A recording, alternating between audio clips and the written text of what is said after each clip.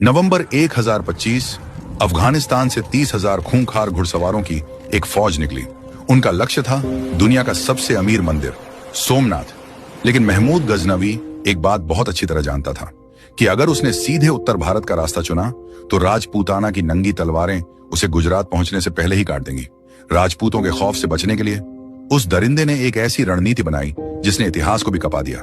उसने वो रास्ता चुना जो सीधा मौत की तरफ जाता था। थार का सुलगता हुआ रेगिस्तान। ये कोई आम सफर नहीं था। मुल्तान को अपना बेस बनाकर उसने हजारों ऊंटों पर सिर्फ पानी लादा।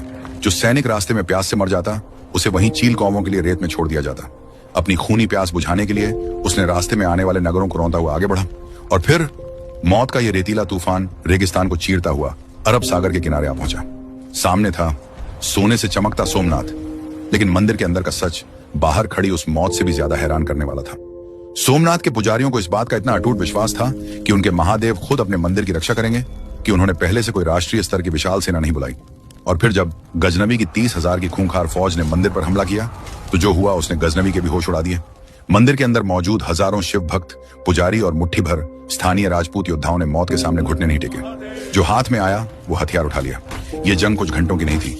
उन निहत्थे पुजारियों और चंद राजपूतों ने गजनवी की खूंखार फौज को पूरे 3 दिन तक मंदिर के दरवाजे पर रोक कर रखा।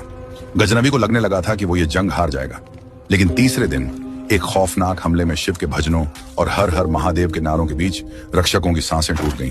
ये कोई मनगढ़ंत कहानी नहीं है।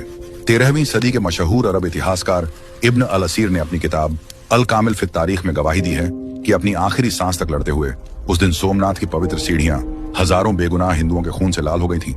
इतिहास का सबसे बड़ा महाबलिदान। लाशों के उस पहाड़ को रौंदता हुआ खून से सने जूतों के साथ महमूद गजनवी उस अंधेरे गर्भगृह में घुसा। लेकिन गर्भगृह के अंदर का नजारा देखकर उस खूंखार दरिंदे के भी पसीने छूट गए।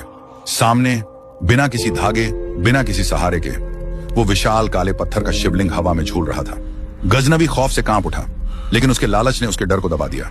उसने अपनी भारी लोहे की गदा हवा में उठाई उस भगवान को चूर चूर करने के लिए। क्या गजनवी उस चमत्कारी शिवलिंग को तोड़ पाया? और जब वो 8,000 किलो की सोने की जंजीर और अंधी दौलत लूट कर भागा तो क्या वो आसानी से अफगानिस्तान पहुंच पाया? नहीं। मालवा के सम्राट राजा भोज के खौफ से गजनवी इतना कांप गया था कि उसे वापस जाने के लिए सिंध के जानलेवा रेगिस्तान का रास्ता चुनना पड़ा। और उसी रेगिस्तान में उसे मिला एक अनाम हिंदू गाइड, जिसने अपनी जान की बाजी लगाकर गजनवी की आधी फौज को रेगिस्तान की प्यास में तड़पा तड़पा कर मार डाला। इतिहास की सबसे खौफनाक महालूट, उस अकेले शिव भक्त का महाबलिदान और राख से उठकर सोमनाथ के पुनर्जन्म की रोंगटे खड़े कर देने वाली कहानी देखिए हमारे ग्रैंड फिनाले पार्ट 3 में। अगर आप पार्ट 3 देखना चाहते हैं तो अभी इस वीडियो को लाइक करें और कमेंट में लिखें पार्ट 3।